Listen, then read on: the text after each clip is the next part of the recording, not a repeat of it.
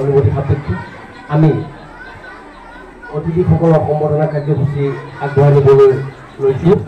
আমি প্ৰথমেই বিদ্যালয়ৰ তৰফৰ পৰা আদৰণি জনাবলৈ আগবাঢ়িছোঁ লালুক চিকিৎসালয়ৰ আমাৰ মাজত উপস্থিত থকা অধ্যক্ষ শ্ৰদ্ধাৰ ভাৰতী বাইদেউ আমি এখনি ফুলাম গামোচাৰে সম্বৰ্ধনা জনাব বিচাৰিছোঁ।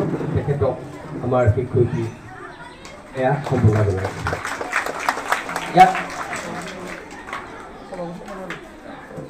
ইয়াৰ পিছতে আমাৰ মাজত উপস্থিত আছে লালুক চিকিৎসালয়ৰ শ্ৰদ্ধাৰ Mridul Bora sir, doctor Mridul Bora sir. আমি তেখেতকো আমাৰ মাজত পাই অত্যন্ত সুখী হৈছোঁ।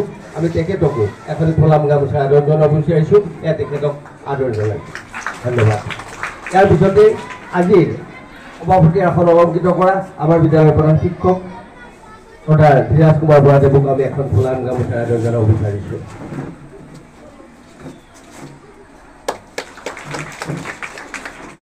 প্লাষ্টিক ব্যৱহাৰ কৰি আছো,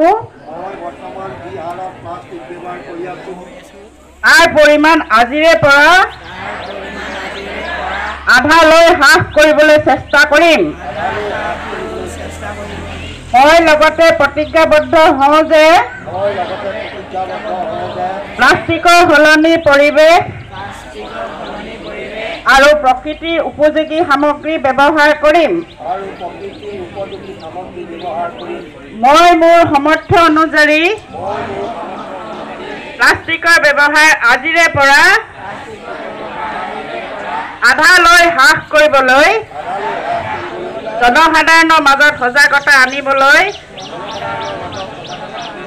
প্ৰচেষ্টা কৰাৰ লগতে প্লাষ্টিক বৰ্জন অভিযান অংশ ল'ম। ধন্যবাদ। ছাত্ৰ ছাত্ৰীসকলক সজাগ কৰিলে আৰু আমি ব্যৱহাৰ কেনেকৈ হ্ৰাস কৰিব লাগে তাৰ কাৰণে আমি শপত গ্ৰহণ অনুষ্ঠানটো পাতিলোঁ। আমি আমাৰ এই বিশিষ্ট অতিথিসকলৰ ভাষণৰ বাবে আমাৰ আদৰ্শ চিকিৎসালয়ৰ শ্ৰদ্ধাৰ ছাৰ আহি আমাৰ মাজত আছে। হস্পিটেলত যেতিয়াৰ পৰাই কৰ্মৰত আহিছিলোঁ আমি পালন কৰি আহিছোঁ, কিন্তু এতিয়া এই বিশ্ব পৰিৱেশ যিটো দিৱস আমাৰ প্ৰথম ইউনাইটেড নেশ্যনৰ 1971 চনত আৰম্ভ হৈছিলে আৰু তেতিয়াৰ পৰাই এই দিৱস পালন কৰি থকা হৈছে। আৰু এতিয়া আমি নানা ধৰণৰ আমি কাৰ্যসূচী লৈছোঁ যদিও আমাৰ পৃথিৱীখন ধ্বংসমুখলৈ গৈ আছে। তাকে লৈ আজি আমি এই উদযাপনৰ কাৰণে আমি ছাৰক অনুৰোধ জনাইছিলোঁ। তেখেতে আমাক এই সুযোগকণ দিয়াৰ কাৰণে মই তেখেতক ধন্যবাদ জনাইছোঁ। আৰু বিশেষ কথা এইবাৰৰ শ্লোগান হৈছে যে আমাৰ ভূমি আমাৰ ভৱিষ্যত। এইটোৱে হ'ল আমাৰ শ্লোগান।